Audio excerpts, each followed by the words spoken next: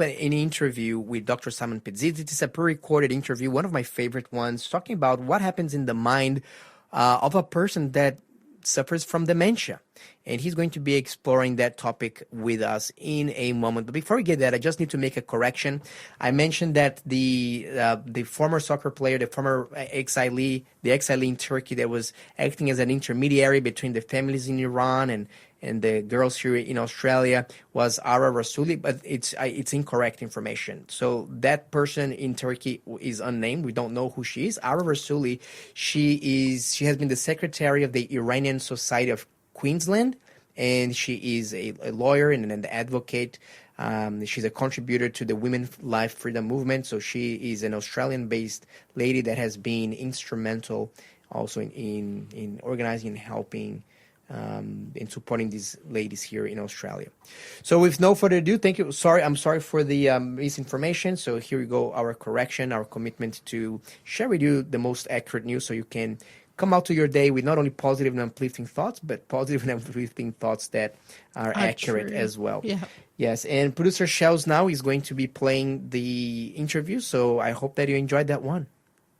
And I have here with me in the studio today Dr. Simon Pedzisi, who is a specialist in mental health, and particularly in the area of dementia. And he's going to be sharing with us a little bit about the world of dementia. Perhaps you know someone that has that condition. Perhaps you want to understand more. Perhaps you're a carer, or perhaps you yourself might be going through the challenges that this condition presents. So, Dr. Simon, thank you so much for coming to the studio, and welcome to the show. Well, thank you very much for having me and just giving me this opportunity to share some insights around dementia. So let's start with the first question. What is exactly dementia? How does it affect us, and why is it so challenging? Okay, so dementia, if you look at the actual definition, which in actual fact is important because sometimes people don't understand exactly what it is, which means that their attitudes and behaviors towards people with dementia are misplaced because of that misunderstanding. So the correct definition of dementia is that it's an umbrella term that is used to describe a series of brain conditions that result in cognitive impairment.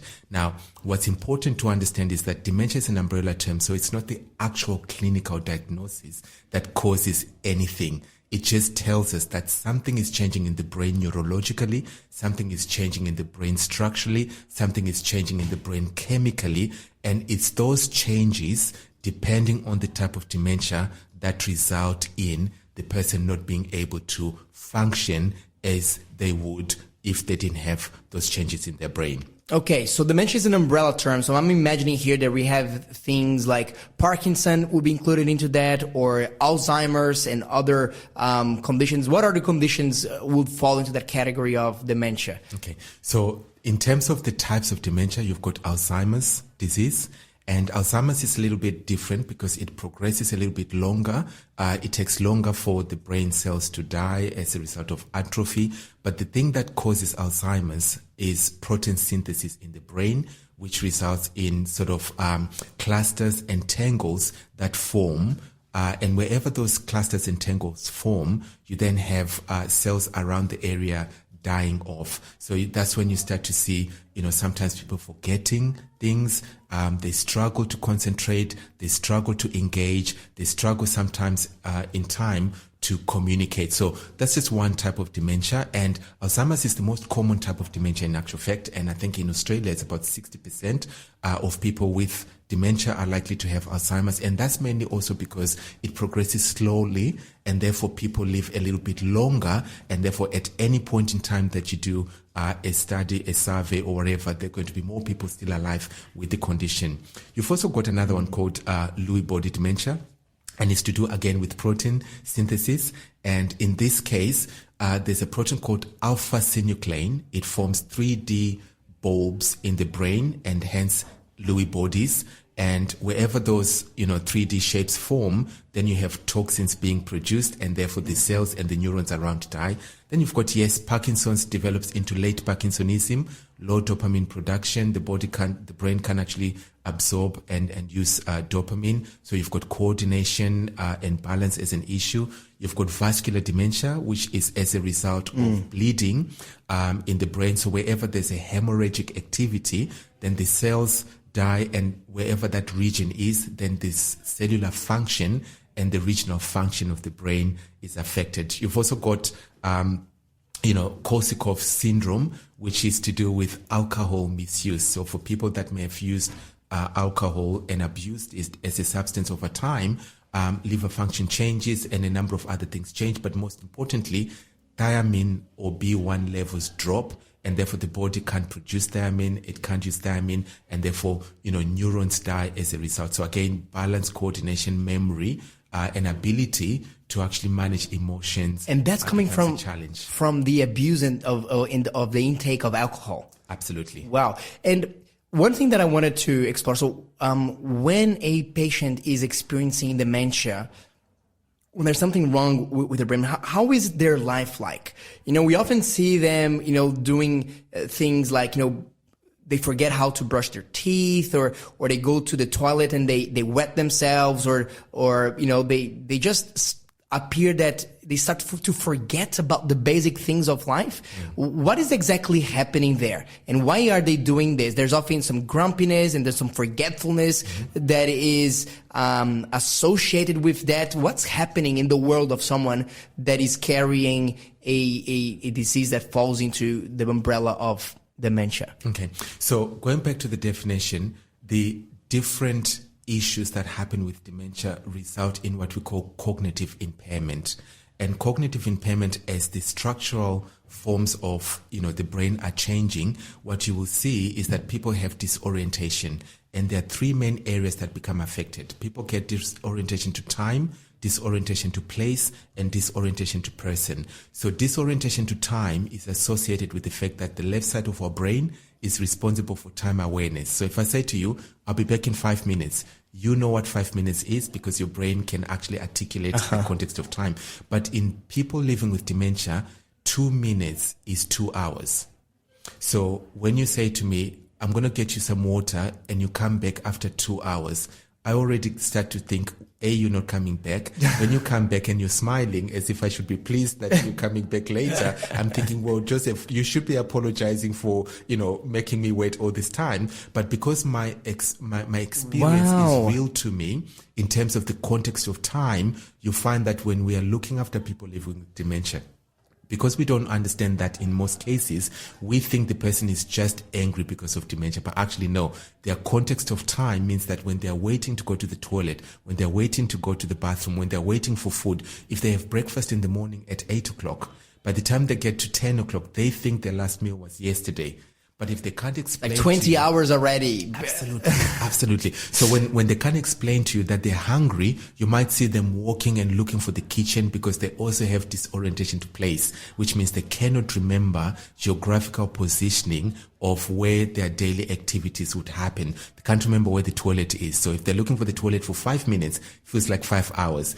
And then disorientation to time connects with place, which means sometimes people will wake up in the morning thinking, where am I? I don't know where I am, even though they've lived in the same house, in the same room for the last 4 years. And therefore, sometimes they think, am I in a hotel? And therefore, if I'm in a hotel, I need a taxi to go back home. So when you see people always opening doors and trying to leave, again, that's disorientation to place, because maybe with time, they've moved back into a different time frame whereby, yes, they're 90 years old, but they actually believe they're 30 years old because they cannot remember anything from 40, 50, let alone being 90. And therefore, whatever they did when they were 30, wherever they lived when they were 30, that's what they're looking for.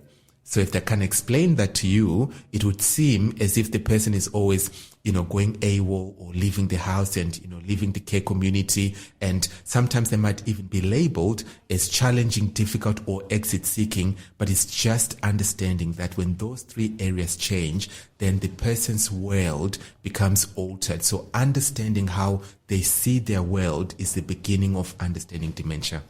That's amazing. I think that sheds a lot of clarity and trying to understand that someone struggling with dementia is going through some really challenging, I guess, or really difficult situations in that, time is working for them in a different way. They're interpreting geolocations. It's much harder. A large chunk of their memory has just been erased from their memory, and they're back to decades and decades ago. So I think that helps us to sympathize and to empathize with, our loved ones when they have dementia. Say, hey, you know what? It's not that they're trying to be difficult. It's not that they're actually in a completely different setting altogether as far as their mind goes. Absolutely. Which makes me think about this. If we have a loved one in our family that is starting to show symptoms of dementia, how can we best look after them? Is there any tips that you give us? Maybe we have an aging parent or a grandparent. How can we serve them? How can we love them? Okay. So the first thing is not to stereotype any behaviors and just assume that is because of dementia. Dementia is just an umbrella term that says something is changing in the brain. We need to understand, number one, from a time perspective, what's changed. And you might have a conversation with them, if they keep talking about going to pick up kids from school, it's telling you that they've gone back to a time when if they had kids, the kids are in primary school. So find out what age, would that have been and where did they live? Because chances are when they are in the afternoon stressed, it's because maybe they actually want to go and pick up the kids because that's what they expect, because that's what they did when they were 20. So finding out their time disorientation would be great. It's finding out where do they think they're at? Because if they don't recognize their bedroom, because again, if they think they're 30 and their bedroom has got pictures of them when they're 90, it means that that's someone their else. Grandparents. Yes, that's their grandparents' house. So when you then try to help them to brush their teeth, whose toothbrush is it? When you try to help them to put on the socks, the underpants and whatever, then they assume that those items belong to whoever lives in that home, and that's not them. So again, when you understand their age, then you might want to redecorate their environment to actually connect with their age. And it's also finding out simple things like, what's their vision like? We know that our eyes are not the ones that see, but it's actually the occipital lobe in our brain. Mm-hmm. So for most people with, but especially with Parkinson's as well as Lewy body and vascular dementia, they hallucinate, which means their interpretation of images changes. They can't tell the difference between an image and a real person. Uh-huh. So they might go into the bathroom, look in the mirror and thought that there's an old man or woman looking at them. So again, taking off some reflective surfaces would be great because it reduces anxiety. Wow. They might think there's a ghost in the house. It's also thinking about maybe the duvet covers. They might have a beautiful print of flowers, but the flowers would look like crabs or insects. So they don't want to sleep. They're coming out of the bedroom. They're screaming. They can't tell you why they're screaming. And yet that actually causes them a lot of distress. And the last thing is maybe think about, again, how do they connect with their environment? Because when people have their occipital lobe affected, they lose what we call light reflectance values. Mm-hmm. And this is where you have the ability to see color or color contrast. So if you are sitting in a dining room with a white tablecloth and a white plate and you've got mashed potatoes, for someone with dementia, they can't see that there's anything on the table. So when you're saying to them, eat your food, and they are getting angry because they can't see anything. Of course, you're saying to me, eat, and 2 minutes is 2 hours, and all this time you always give me something and then you say, eat, but there's nothing to eat. So they get angry, they get upset, they get up, they're looking for food, and we think they're losing weight and they're now falling is because of dementia, when in actual fact, living with dementia is not hard.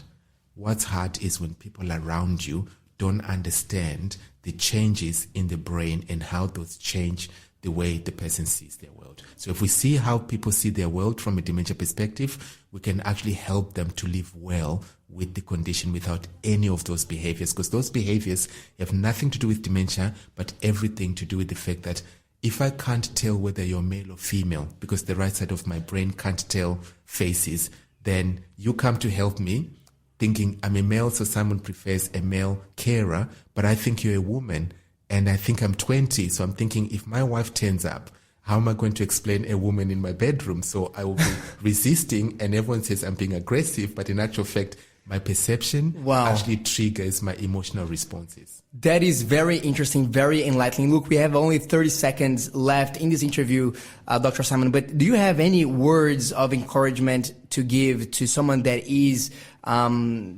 caring for someone with dementia? What would be, in 20 seconds, a word of encouragement to them? So the first thing is be compassionate, be loving, be caring, because that's what people living with dementia need. When their world is shrinking, the people closest to them become their only connection and their source of support. The other thing I would also suggest is this carer fatigue. So do look for help. And get some help. Reach out, whether you're in a church, whether, find out, is there a dementia network in your local area? Go and meet other carers so that you can find that network of emotional support and share ideas around some strategies that can help you to be where you are. And finally, if you want to go and do a little bit of study, go online and find some information that can help you to identify some environmental changes, some routine changes, sleep cycles, and so forth that can help so that you just don't rely on medication, which sometimes is thought would help dementia, but actually it doesn't, because the behavior has nothing to do with dementia, it's to do with the environment things we could change. Dr. Simon Pedzisi, Head of Dementia Care at Opal Healthcare. Thank you so much for your interview today, and we're looking forward to have you back on the show another time. Most welcome. Thank you.